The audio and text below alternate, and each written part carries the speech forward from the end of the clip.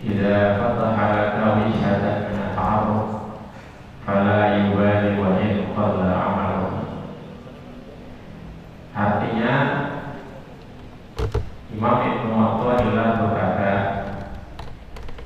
jika Allah Subhanahu wa Ta'ala membuka kepada engkau satu jalan untuk mengenalnya, mengenal Allah Subhanahu wa Ta'ala, makanya tidak peduli walaupun amal sedikit. Apabila Allah membuka kepada engkau satu pintu, satu jalan, satu lorong di mana engkau bisa mengenal Allah Subhanahu wa Ta'ala, dalam arti mengenal ini mengagungkannya, takut kepadanya, ada semangat ingin beribadah dan sebagainya. Arti dari mengenal bukan mengenal ini omongan saja, tapi mesti ada efeknya. Ada rasa pengagungan di dalam hati kepada Allah Subhanahu wa Ta'ala, maka itu Allah tidak memperdulikan kepadamu walaupun amal zahirmu sedikit. Maka amal ini ada dua, ada amal zahir seperti sholat, puasa, zakat, dan haji, umrah dan sebagainya. Ada juga amal batin, yaitu seperti sholat, ma'rifat, syukur, dan lain-lain. Maka amal batin ini adalah suatu struktur jiwa di dalam jiwa kita. Di situ kita menemukan rasa nyaman, rasa senang, rasa bahagia, rasa syukur, rasa sholat, dan semua itu tentu sesuatu yang tidak mudah. Tidak mudah untuk menjadi orang sholat, tidak mudah menjadi orang yang syukur, tidak mudah menjadi orang yang senang, tidak mudah menjadi orang yang takut, tidak mudah menjadi orang yang khusyuk. Dan itu lebih utama dan bahkan menjadi dasar dari amal zahir. Jadi dasar dari amal zahir. Bagaimana orang itu misalnya tidak berpuasa, maka itu adalah susunan nilai, pemahaman, ilmu yang ada di dalam dirinya, di dalam hatinya. Tidak mudah untuk menciptakan suatu sifat sabar. Nah, dan lainnya. Tidak mudah untuk rajin sembahyang misalnya. Tidak mudah untuk bakti kepada orang tua. Tidak mudah. Walaupun kita berdampingan rumah, belum tentu bakti kepada orang tua atau satu rumah, satu atap. Bahkan kita kaya, bahkan kita beragama dan sebagainya, belum tentu. Karena sesuatu itu karakter. Orang kalau karakter itu baik, maka dalam kondisi, situasi dan di tengah problematika apa itu terbaik. Karena karakter, membangun karakter. Nah, itulah yang dimaksud dengan amal batin.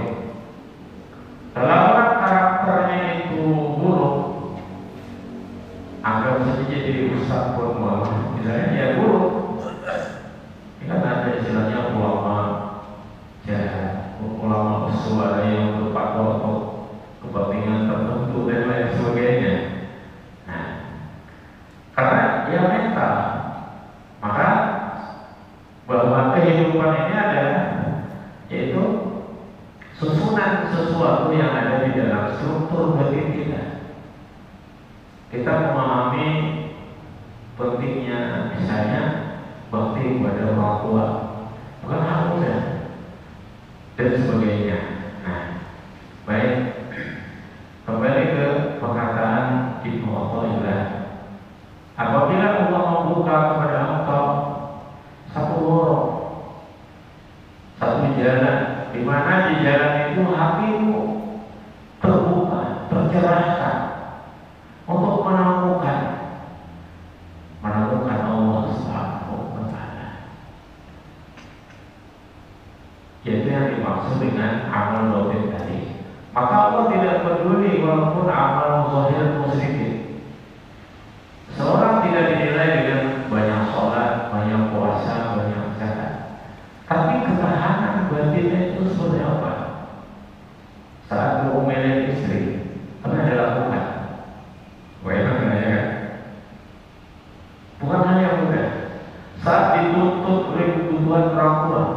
sedang sakit, rumah sakit, pulang balik dan sebagainya.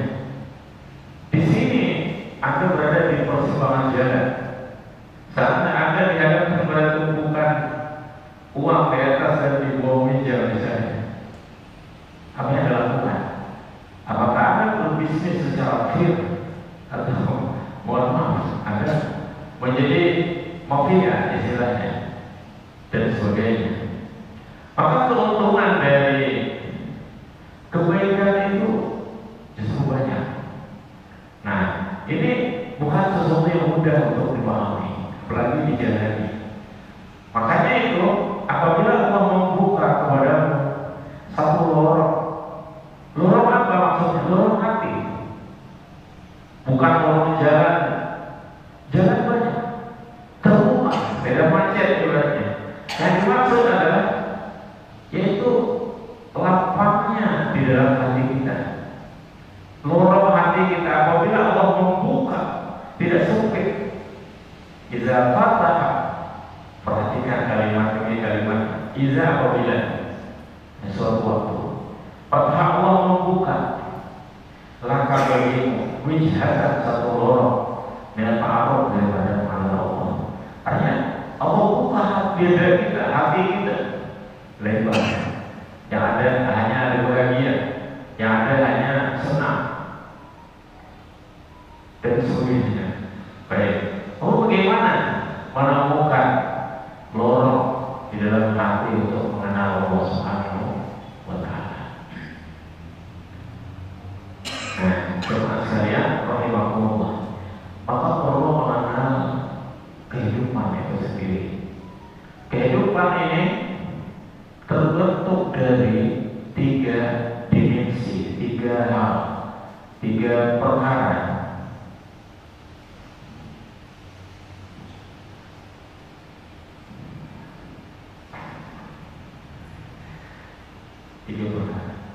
Pertama, dimensi syariah, itu peraturan hukum di dalam agama. Kemudian pada waktu yang sama, pekerjaan yang sama, kita harus mengajarkan syariat, juga mengajarkan tarekat, juga mengajarkan akidah. Hidup secara syariat adalah pilihan. Kita disuruh memilih antara baik dengan buruk, antara hak dengan batil, antara halal dengan haram. Di situ kita disuruh jeli sebagaimana tadi. Sesuatu yang haram sampai mana yang batasnya? Ya mungkin banyak, tetapi ada batas kesenangannya. Ya kan? Misalnya ada menikah dengan ada main perempuan. Main perempuan ini bukan nikmat, senang, apalagi dan sebagainya. Tapi ada batasnya bro. Sampai batas tertentu dia akan menjadi syirik. Tapi ketika Anda melakukan yang halal, ila yaumil qiyamah, sampai hari kiamat. Ini contoh. Ya, kita ingin sesuatu itu yang sederhana tetapi abadi dengan sesuatu itu yang luar biasa tapi hanya sebentar. Ini membuka cakrawala berpikir kita, ini syariat namanya. Jadi syariat, hidup secara syariat dalam memilih, mau buruk hilir, mau yang hak, mau yang batil, mau yang halal, mau yang haram, mau yang apa istilahnya. Boleh Anda memilih yang haram, ya silakan. Istilahnya Tuhan hanya Tuhan, agama hanya agama, struktur nilai yang menentukannya, maksudnya yang mengerjakan kita juga. Silakan Anda lakukan, tapi ingat ada batasnya. Kita bisa berjudi, ada batasnya. Ada satu reskrim, jangan lupa. Kita main perempuan, pokoknya ada satu reskrim. Contoh saja begitu. Bahkan ada opsi, ada KPK-nya dan lain sebagainya. Maka sesuatu yang haram itu barangkali senang, barangkali nikmat, tapi hanya sementara. Mendingan misalnya istri kita di rumah, mendingan kita ya jual nasi goreng atau yang macam-macam. Mau jual berlian sekalipun mau jual, tapi halal. Siapa mau menggugat? Tak bisa digugat secara negara, pidana maupun perdata, tak bisa juga digugat oleh agama, karena dia halal. Baik. Nah ini hidup secara syariat. Maka hidup secara syariat ini yaitu memilih, disuruh memilih dengan ikhtiar kita, dengan kecerdasan kita, memilih dengan membuka cakrawala kita. Dan salah itu sesuatu yang wajar. Salah itu sesuatu yang wajar. Coba perhatikan, ulama pun ada ulama yang jahat. Kejahatan di petani pun ada, yaitu mencampur tangan, maafkan tampirai uang orang, ya kan? Mengambil getah orang yang sudah berdoa. Jadi setiap sesuatu itu ya ada kebaikannya, ada juga bagian dari kejahatannya. Pedagang ada yang menyembunyikan air, macam-macam. Maka misalnya kita melihat suatu profesi seperti polisi ya, itu tidak dilihat namanya. Namanya itu apa saja, tapi pekerjaannya itu apa? Nah, maka kita lihat misalnya, ini bukan karena pas di Masjid Polres ya, artinya ilmu, maksudnya di mana saja suatu narasi daripada hadis Nabi SAW dalam Sahih Muslim, hadis nomor 1913 dari Salman Al-Farisi radhiyallahu anhu yang berkata, aku dengar Rasulullah SAW bersabda, ribatu yaumin fi sabilillahi khairun min siyami syahrin wa qiyami wa jara alaihi amaluhu alladhi kana yajri alaihi kana ya'malu bihi wa amina min al-fatah. Ini perlu membuka Fathul Bari syarat. Ada juga hadis itu di Sahih Bukhari tetapi berbeda redaksi. Jadi dalam Sahih Muslim nomor hadis 1913 dari Salman Al-Farisi radhiyallahu anhu yang berkata, aku mendengar Rasulullah SAW bersabda, ribatu yaumin, berjaga satu hari di jalan Allah. Imam Al-Hafiz Ibnu Hajar Asqalani dalam Fathul Bari mengartikannya, segala sesuatu kebaikan yang diniatkan untuk mendapatkan pahala dari Allah SWT. Sedangkan riba dalam juz lain, halaman lain maksudnya di Fathul Bari itu, artinya jaga kampung, jaga kampung itu jaga teritorial. Jaga teritorial itu tidak, memang dulu jaga perbatasan, kalau teritorial itu di perbatasan. Sekarang kan bisa dipantau dari mana? Kirim apa di sana, kirim satelit atau apa istilahnya. Nah, karena kecanggihan teknologi modern, atau apa saja lah. Nah, kita perlu paham juga. Baik. Ini yang dibawa yaumin, menjaga teritorial masyarakat muslim secara umum. Nah, seperti misalnya Polres kan ada batasnya, Polres Balikpapan ya sampai ujung Balikpapan, ujung teritorial. Walaupun kantornya tidak di situ kan ada posnya.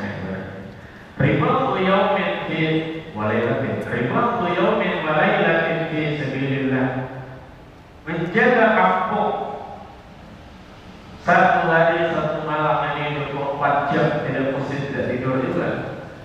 Nah, jaga tidak ada yang lain. Ribut. Nah, ribut ini asal artinya seperti itu, menjaga kampung kaum muslimin di perbatasan. Tapi hadis kita pahami secara kontekstual. Nah, kalau kita memahami hadis secara tekstual, jangan dicucuk terus. Ribut yaumin, Misalnya, yaitu menjaga keamanan, begitu saja. Kita pahami secara tekstual. Ribatu yaumin, menjaga keamanan kampung satu hari satu malam, khairun min siyami syahrin wa qiyami, lebih baik dari puasa satu bulan dan ibadah suntuk di malam salah satu bulan itu. Wajar alaihi amalul ladzi ya'maluhu, dan kalau dia mati amal itu ada terus. Coba perhatikan orang nyenyak tidur, ya. Kita ini enak beribadah, yang menjaga siapa? Aparat keamanan, ya. Dia tidak jaga tok begitu, misalnya tidak, ya, memantau gitu. Nah, wa amina minal fatah, dan bahkan dia diamankan dari fitnah kubur. Fatahnya mananya di kubur. Kalau masuk kubur tidak ditanya, tetapi fisabilillah, niatnya itu karena Allah. Fisabilillah ya kita silaturahmi, fisabilillah menuntut ilmu, fisabilillah apa saja jalan kebaikan, berbakti kepada orang tua, fisabilillah, segala sesuatu yang diniatkan karena Allah Subhanahu wa Ta'ala. Nah, jadi problemnya diniatkan. Saya kalau kita mengharap gaji daripada istilahnya dunia, anggap saja begitu. Sayang, padahal dengan tugas itu kita bisa menggapai surga. Ya, aku ini berjaga atau bertugas di mana, di reserkan mana saja untuk menjaga pemerintahan. Sesuatu yang tugas yang aku seperti diangkat sebagai khalifah oleh Rasulullah SAW dan seterusnya. Nah, jemaah sekalian, ini syariat. Alhasil kesimpulannya, syariat itu adalah memilih antara benar dan salah. Dan kita dianjurkan untuk membuka cakram dalam wawasan dalam memilih itu supaya tidak salah pilih. Yang kedua, hidup ini dengan thariqah. Thariqahnya ada yang membimbing kita, ada yang mengajari kita, ada tempat kita berkonsultasi dalam masalah, baik itu fikih, baik itu masalah usul, akhlak dan lain-lain. Kemudian hidup secara hakikat. Nah, ini yang ingin kami jelaskan. Hidup secara hakikat ini teorinya bertolak belakang dengan secara syariat. Kalau hidup secara syariat adalah memilih, maka hidup secara atau pada definisi hakikat adalah hidup ini tidak ada pilihan.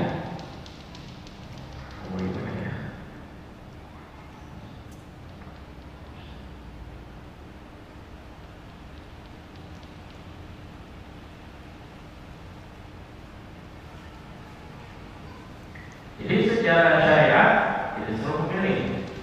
Secara hakikat hidup ini tidak ada pilihan. Tidak ada pilihan. Bagaimana hidup ini tidak ada pilihan? Perhatikan. Sebelum kita lahir, apakah kita disuruh memilih lahir enggak?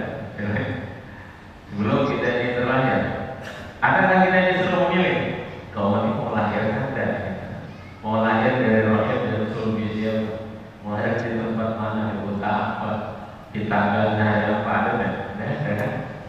Ya, hidup ini tidak ada pilihan. Baik. Kedua, misalnya kita mati, ada nggak? Saya disuruh milih, mau mati kapan? Mau mati enggak? Mau mati di mana? Dalam keadaan apa? Tanggal dan hari apa? Ada nggak? Ya. Antaranya juga antara lahir dan mati juga tidak ada pilihan. Maka yang terjadi adalah kita seakan diskenariokan memilih suatu pilihan antara apa saja dalam hidup ini, kanan kiri dan baik buruk sebagainya. Tapi kita telah diputuskan bahwa kita dihadapkan pada pilihan dan kita akan memilih suatu pilihan. Jadi hidup ini telah ada catatannya.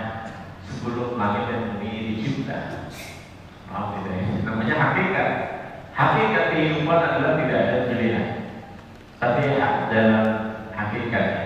Tetapi kita disuruh menjalani hidup dengan syariat. Syariat ini membuka cakrawala kita dalam hidup. Baik, tidak sampai di situ saja. Jika kita paham bahwa hidup ini harus memiliki penggabungan tiga secara syariat, secara tarekat, dan secara hakikat. Apa yang dihasilkan oleh itu? Yaitu pertama adalah lapang dada. Lapang dada. Artinya lapang dada ini bukan artinya dada tidak berbulu, bukan, tapi lapang pikiran. Apa aja itu yang masuk. Ada di mana kita berpikir ya sampai situ aja. Jangan sampai itu masuk ke dalam hati kita. Nah, namanya lapang dada. Pikiran kan otak, jangan di dada. Nah, maka orang bisa dengan berbagai kesibukannya, dengan berbagai tanggung jawabnya, bahkan dengan berbagai profesinya, semuanya bisa diatur dengan manajemen yang baik, dengan leadership yang baik, dengan kismu yang baik, bahkan pada segi keuangannya, dan selalu berkembang. Misalnya maju, ilmu ibadahnya maju, tugasnya maju, bisa kalau tidak. Kalau tugasnya banyak, ya, ketika semua itu tidak masuk ke sini, namanya lapang dada. Kenapa hidup ini susah? Selisih 1.000 aja berantem satu hari sama istri. Kamu beli gas berapa? Ya 4. Hah? Berapa? 4 orang bisa beli 8 aja. Misalnya begitu. Satu hari itu berantemnya. Ya, ada nggak begitu? Ada memang itu. Ada. Jangan itu. Beli apa namanya yang boleh. Dari mana?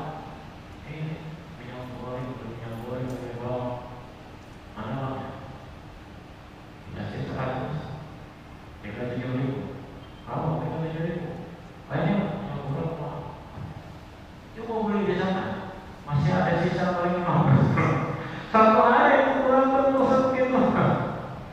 Kenapa itu? Tidak lapang, tidak lapang dada. Lapang dada itu penting. Apa sih bisa masuk ke sini? Ini bagian hanya untuk Allah. Jangan dikasih masuk yang lain. Jadi kita urusan apa aja, mau apa aja urusan, tidak masalah. Semuanya bisa tertangani. Bukan juga menenteng masalah ya. Nah, itu pertama, lapang dada. Lapang dada itu penting sekali. Kita tak bisa bahagia kecuali apabila diri kita sendiri yang mau apa namanya, membahagiakan. Kalau kita bahagia dengan sesuatu atau orang lain, kan orang lain bisa pergi, sesuatu bisa berkurang. Bahagia kalau ada uang misalnya. Karena itu. Nah, jadi apa aja yang masuk sini, jangan sampai ke sini, jangan sampai ke dada, namanya lapang dada. Mau dibully orang, mau disakiti orang, mau dimaki orang, mau diserang, jangan sampai ke sini. Kok bisa? Belajar dari syariat, tarekat, dan hakikat. Penggabungan tiga perkara ini menjadikan kita itu takut. Memiliki umur yang panjang, memiliki kegembiraan yang tak bisa diukur dengan apapun. Tak bisa diukur. Mau apa sih? Mau istri ngomel, itu masalah. Ada masuk sini.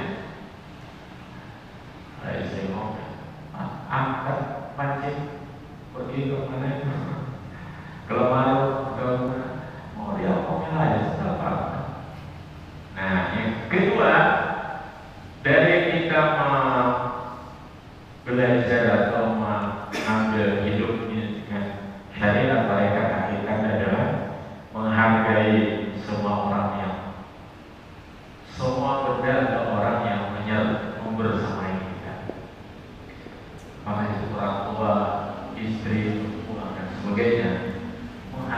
mudah menghargai.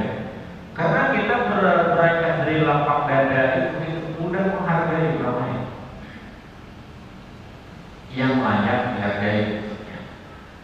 Terutama setelah orang tua adalah istri kita. Coba kita bayangkan, dia sejak dikandung, dilahirkan, dijagai, dibesarkan, dikasih makan, sampai disekolahkan, bisa tuanya mengembangkan istri aja terkadang dua, tiga, dan seterusnya.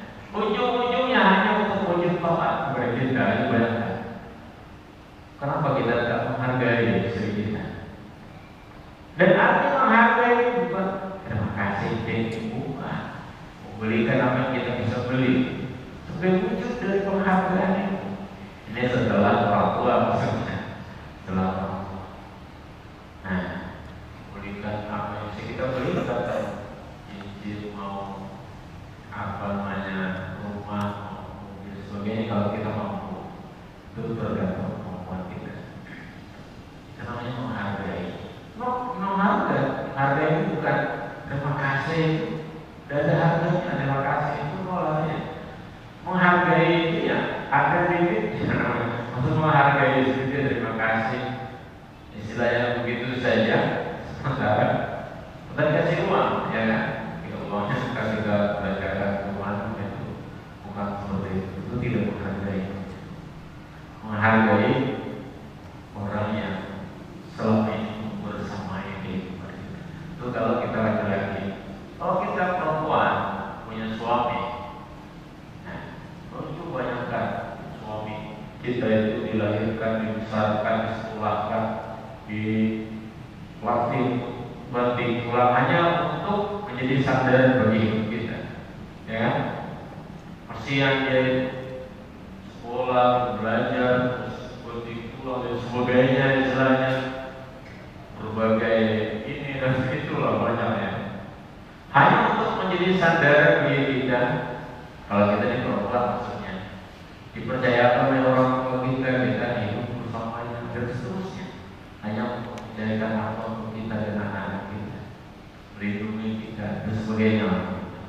Nah, maka kita juga menghargai ya ipar, ya mertua. Ada menghargai kita sih keluarga. Bahkan jika kita simak An-Nisa, surah An-Nisa ayat 4. Bagaimana caranya agar suami itu sayang ke istri? Maka kasih uang suami. Fa'idtibna lakum an syai'in nafsan faqulu hadi'an mari'an. Kasih uang. Ya artinya sedikit banyaknya sayang. Fa'idtibna lakum an syai'in minhu nafsan faqulu hadi'an.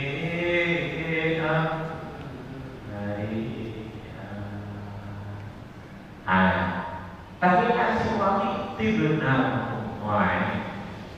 aku jika dadanya itu nyaman, jadi perlu membuat istri itu nyaman supaya banyak benar aku asyai'in min nafsa, supaya dia itu nyaman perasaannya. Wakulu makanlah, maksudnya beriannya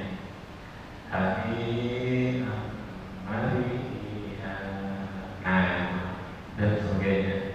Juga termasuk menghargai orang bersama itu di mertua, apalagi ipar dan menantu dan sebagainya. Nah, jemaah sekalian, rahimahullah. Maka dari sini kita akan bisa menemukan atau mengenal Allah Subhanahu wa Ta'ala. Ini adalah pintu atau lorong kita mengenal Allah Subhanahu wa Ta'ala. Idza fataha laka bijhatan ta'aruf la yubali man qalla amal. Jika Allah Subhanahu wa Ta'ala membuka bagi lorong hati untuk mengenal Allah. Bagaimana mengenal Allah? Mengenal hakikat kehidupan. Hakikat kehidupan kita lahir dari disuruh milih mau lahir atau tidak. Kemudian mati juga tidak akan disuruh memilih mati atau tidak atau kapan. Maka nafas kehidupan ini adalah dari Allah Subhanahu wa Ta'ala. Kita menjalaninya. Nah, kiranya seperti itu ya. Sampaikan mudah-mudahan merokok tidak juga persiapan sebelumnya. Jadi karena berbagai kesibukan itu buat tahu ada tahun kemarin, ada tahun sebelumnya sampai berapa dari seberapa ya tidak sedikit. Biasanya kan habis sisa jadi sempat istirahat kita. Akhirnya 2 kali itu saja. Terima kasih Habib berhadir juga beliau. Kita mintakan doa kepada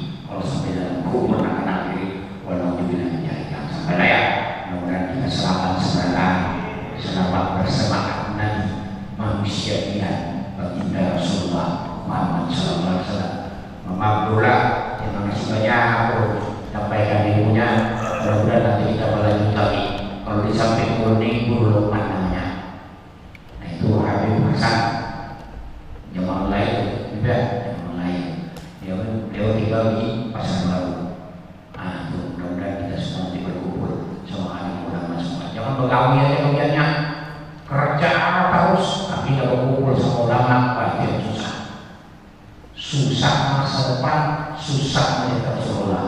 Kenapa guru-guru ini jutaan orang ini punya Rasulullah kita? Hakikatnya itu demikian. Itu aja ulama Bila itu Wassalamualaikum warahmatullahi